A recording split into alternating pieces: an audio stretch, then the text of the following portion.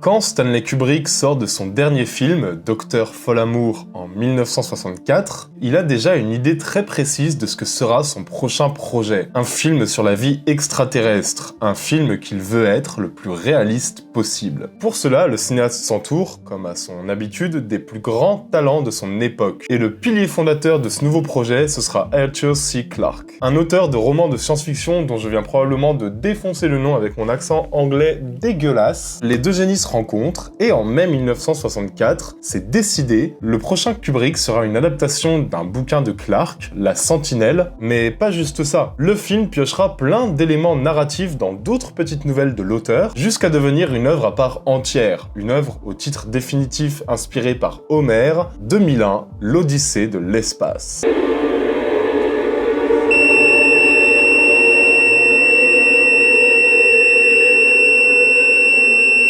À partir d'un scénario qui était à la base très explicatif, Kubrick va peu à peu couper la grande majorité des dialogues et des séquences narratives pour se rapprocher de ce qui doit être une expérience censée représenter la fascination de l'homme face à l'inconnu et au grand vide de l'espace. Le tournage va commencer le 29 décembre 1965 et comme toujours avec Kubrick, c'est pas vraiment un tournage classique, vous vous en doutez. Entièrement filmé en studio, si ce n'est une petite séquence de l'intro, 2001 va avoir une quantité phénoménale d'effets spéciaux, aidés par les plus grands talents de l'époque, comme je l'ai dit. Le truc, c'est que Kubrick va refuser les fonds verts pour avoir le plus d'effets spéciaux sur plateau possible. Faut se dire que tous les effets que vous voyez dans 2001 ont été faits sur plateau. Tous, sans exception. Ce n'est donc que 3 ans plus tard que Stanley Kubrick considérera le film 2001 comme étant terminé, et celui-ci ne comportera aucun plan réalisé avec un ordinateur.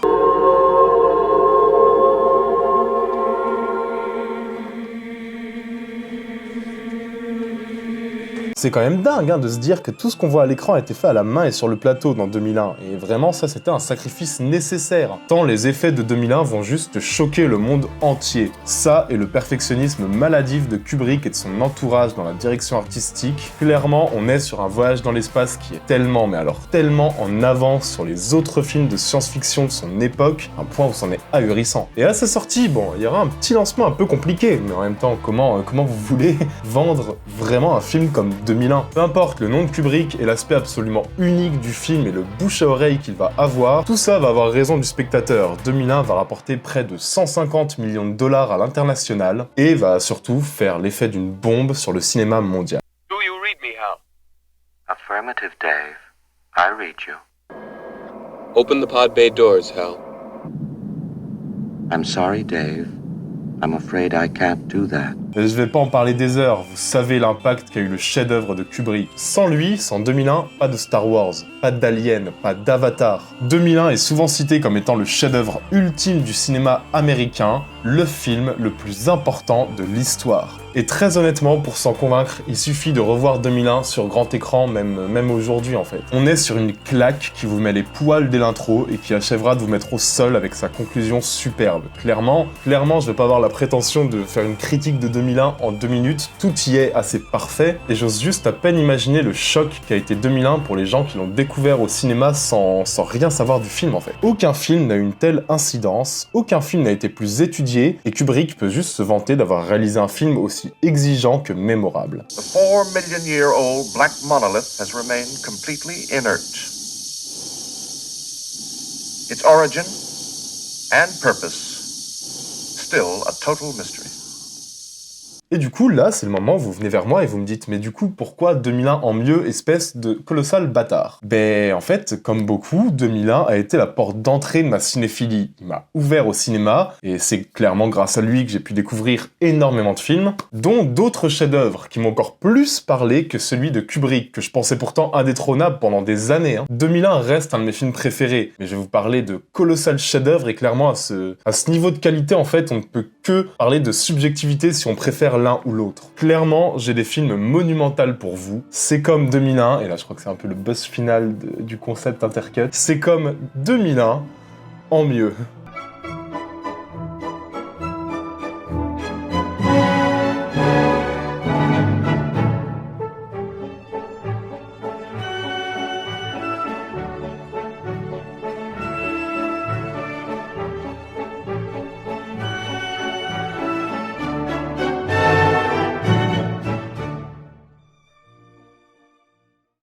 Ok, alors juste avant de vous parler de ces films fous, qui sont peut-être les meilleurs films, ou en tout cas la meilleure sélection que j'ai eue sur Intercut, petite minute avec notre sponsor du jour, YFood. YFood, c'est le sponsor historique de cette chaîne. C'est ceux qui ont permis à Intercut de se développer depuis des mois et je suis bien tombé puisque je raffole de leurs produits. En gros, c'est des bouteilles ou des barres qui sont parfaites pour éviter de grignoter ou pour vous apporter tout ce dont vous avez besoin quand vous n'avez pas trop le temps. Il y a des multitudes de goûts au niveau des bouteilles, et parmi elles, celle qui me sauve tous les jours, tous les matins. Quand je me réveille à 8h frais pimpant pour affronter une bonne journée de boulot. Ouais, enfin, on est mercredi matin, tu t'es levé à 14h en gueule de bois de l'espace comme tous les autres jours de la semaine. Ça marche aussi comme ça, c'est pareil. Ben, je me prends une bouteille goût chocolat qui est excellente pour le petit-déj, qui me donne tous les nutriments d'un repas classique en quelques minutes. Et clairement, c'est juste excellent, quoi. Une bouteille en speed avant d'aller au boulot, tu peux être sûr que t'évites le coup de barre du milieu de la matinée. Ça te cale et ça te booste en même temps, ça t'évite de sauter le petit-déj puisque c'est ultra rapide. Enfin, clairement, c'est tout bénef, hein. Celle-ci, comme tous les autres goûts de noix de coco à café glacé, est en Nutri-Score A. Et faut aussi que je vous parle des bars et des goûts des bars, mais mon dieu, chocolat cacahuète, chocolat blanc noix de coco, chocolat caramélisé. Et que ce soit en bar ou bouteille, c'est sain et économique, beaucoup plus que la malbouffe qu'on peut se prendre. C'est hyper bon, franchement, c'est un plaisir de bosser avec des tels produits. Merci beaucoup à YFood qui soutiennent la chaîne depuis hyper longtemps pour leur confiance sans cesse renouvelée. Et vous, grâce au code Intercut YouTube qui va s'afficher là, ou au lien dans la description, vous allez avoir 10% sur le fameux pack goût chocolat que je vous conseille.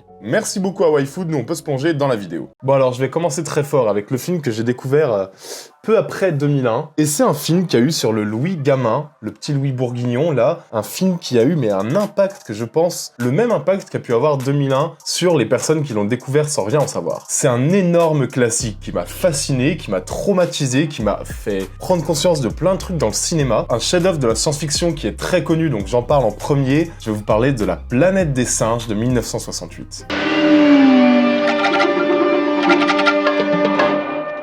Je sais que c'est un film que vous connaissez sûrement pour la plupart, mais clairement, comment passer à côté? Surtout que c'est clairement un de mes films préférés. Ne serait-ce que pour les images qu'il grave dans la tête, pour son ambiance, La Planète des Singes, c'est un monument. Et le lien avec 2001, pour moi, il est quand même assez évident. Principalement par la qualité des effets spéciaux pratiques, par ces longues séquences complètement hypnotisantes dans le désert, où l'humanité complètement perdue découvre un nouveau monde à travers l'espace, va traverser l'aridité brûlante sous la musique tribale et expérimentale inoubliable de Jerry Goldsmith, va découvrir peu à peu des éléments mystiques sur lesquels on n'aura pas plus d'explications jusqu'à ce que...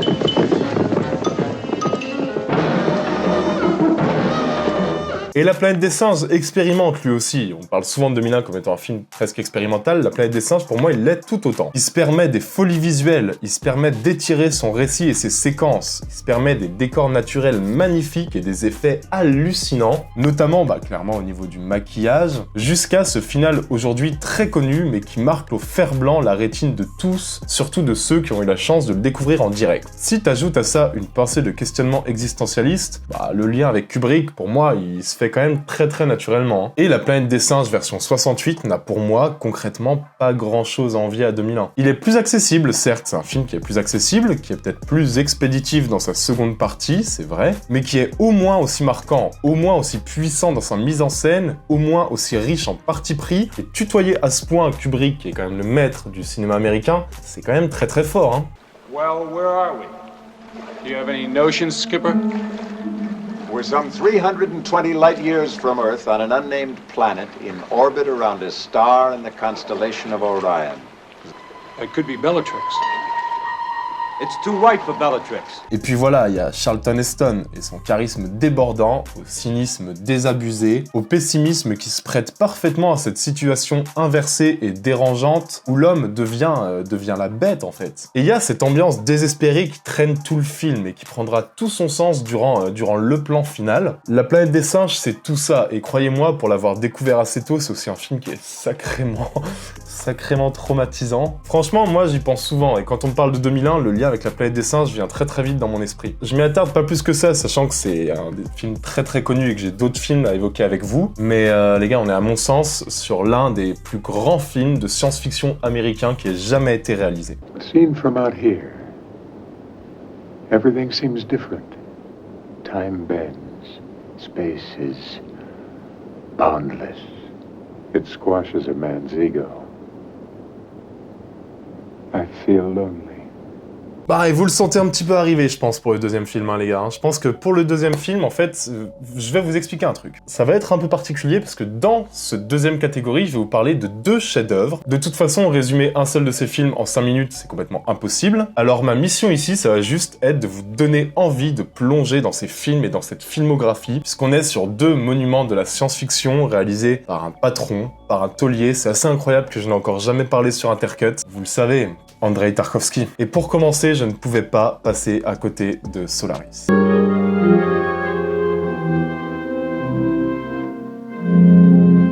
Solaris, c'est la réponse russe à 2001, et c'est l'œuvre de l'un des plus grands cinéastes qui soit. Solaris raconte l'histoire d'une planète recouverte d'un étrange océan, un océan qui pourrait abriter la vie. Du coup, une station spatiale est mise en orbite. Le truc, c'est que rapidement, d'étranges phénomènes et d'étranges messages se produisent, et qu'on envoie un psychologue découvrir ce qui se passe dans cet endroit aux confins de l'espace. J'en dis pas plus, parce que clairement, essayer de résumer Solaris, ce serait comme essayer de résumer 2001 en 3 lignes. Complexe. J'ai plutôt envie que vous vous laissiez porté par les images que je vous montre, pour juste comprendre que Solaris est une expérience de cinéma inégalable, une expérience aux symboles et aux interprétations infinies.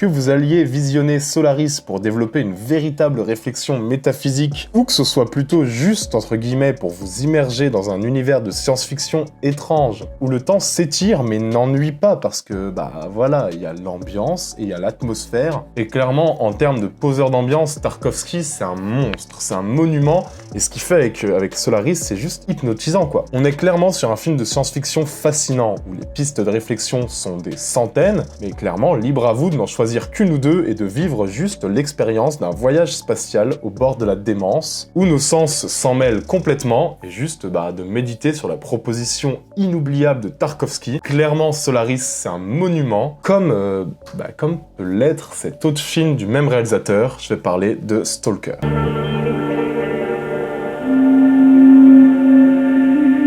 Stalker, il est peut-être moins accessible encore, il est par contre peut-être le plus connu des films de son réalisateur, et Stalker, il raconte l'histoire d'une zone désolée, un espèce de non-lieu secret et interdit. Cette zone désolée, du coup on l'appelle la zone, et la zone, personne ne sait rien sur elle. Il y a juste plusieurs rumeurs qui parlent d'un endroit perdu dans la zone, qui permettrait d'exaucer les désirs secrets des hommes. Évidemment, les autorités ont aussitôt isolé le lieu, mais il y a quelques guides quand même, il y a des guides qui s'appellent les Stalkers, qui continuent à errer sur la zone en perpétuelle mutation et qui bravent les interdictions. On est sur un film insaisissable, vraiment. Et c'est une très bonne chose, puisque chacun va vivre Stalker comme il l'entend en fait. И пусть посмеются над своими страстями. Ведь то, что они называют страстью, на самом деле не душевная энергия, а лишь трение между душой и внешним миром. Et rien qu'au pitch, et rien qu'aux images, je pense que vous sentez qu'on est sur un film sur l'errance, où se greffe, comme toujours avec le cinéaste, une vision de la nature et de l'humanité assez fascinante. La même errance qu'on va retrouver dans notre dernière partie de 2001, qui est pour moi la meilleure partie par ailleurs, où on ne sait rien et on est juste perdu dans un labyrinthe spatial monumental. Stalker a réussi à me retranscrire cette expérience-là. J'aimerais parler de technique, mais clairement c'est impossible parce que chaque plan est à analyser, chaque scène renferme un secret, et se pencher sur une scène spécifique de Stalker, c'est découvrir à chaque fois une nouvelle piste, presque une nouvelle manière de vivre le film. Vraiment à chaque fois, quoi. Stalker, je vous conseillerais d'y foncer. En fait, c'est une merveille sur laquelle il faut foncer sans rien savoir, sans rien attendre du film presque, et sentez-vous juste comme ces gens qui pénètrent sur la zone sans savoir du tout ce qu'ils vont y trouver.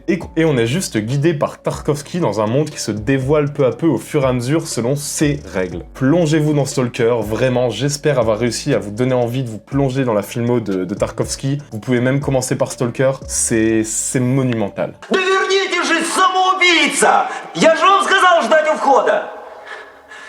Стойте, не двигайтесь!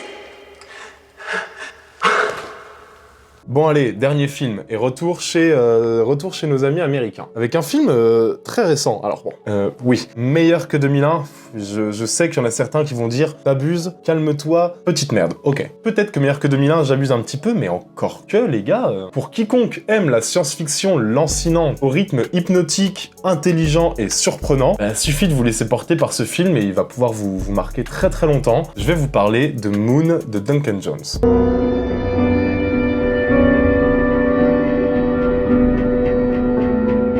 Duncan Jones, qui est d'ailleurs le fils de David Bowie pour l'anecdote, qui nous raconte ici comment un homme qui est seul sur la Lune et chargé d'alimenter les moissonneuses lunaires qui ramènent l'énergie nécessaire à la Terre, sombre peu à peu dans ce qui ressemble à de la folie, et il sera pas vraiment aidé par Gertie, qui est le robot qui est aussi son seul compagnon sur place, ce qui devrait vous rappeler un petit chapitre de 2001 d'ailleurs, et on est sur un film de science-fiction qui, alors vous le voyez rien qu'au pitch, traite des réflexions classiques du genre, mais il le fait avec une intelligence et une beauté qui est franchement parfois assez sidérante.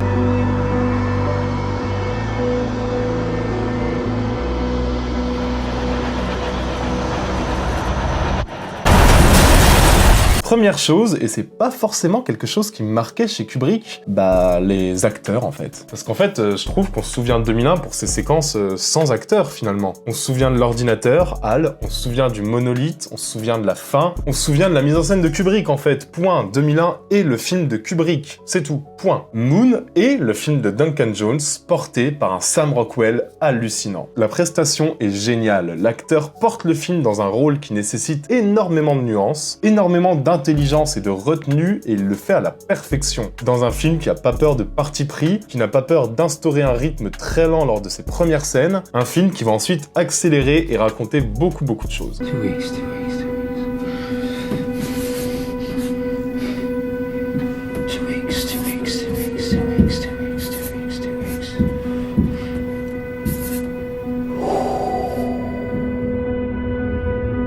Non, parce que clairement, Moon va quand même brasser une quantité assez dingue de thèmes en fait. Pas forcément de manière explicite, pas forcément en cassant le mystère de son histoire et de sa narration, et là-dessus d'ailleurs, il y a aussi un côté 2001. Bon, 2001 qui a de toute façon une influence assumée par le cinéaste, comme il a une influence assumée par tous les cinéastes qui ont fait de la science-fiction après lui. Mais là, c'est comme dans 2001 en fait. Si on décide de creuser, on trouve. Si on préfère juste se laisser plonger dans une sorte de mystère opaque, on peut aussi, et le film est tout aussi bon. En sens, Moon est très fort, même si, ok, vous serez quand même moins perdu que dans 2001, sans doute. Il y a quand même une narration très claire, plutôt limpide. Mais je trouve que pour un tel budget, il y a quand même une vraie maîtrise, clairement. Il y a une maîtrise de son sujet assez folle, et je voulais quand même parler de Moon dans cette vidéo.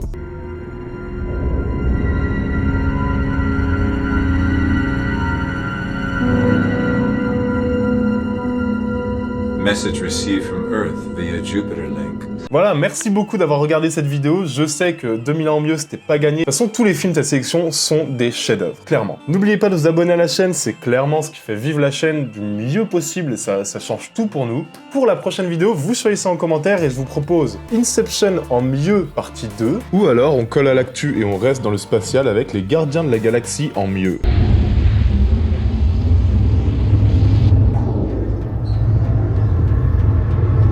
Ou alors, on va parler des films qui sont comme Massacre à la tronçonneuse.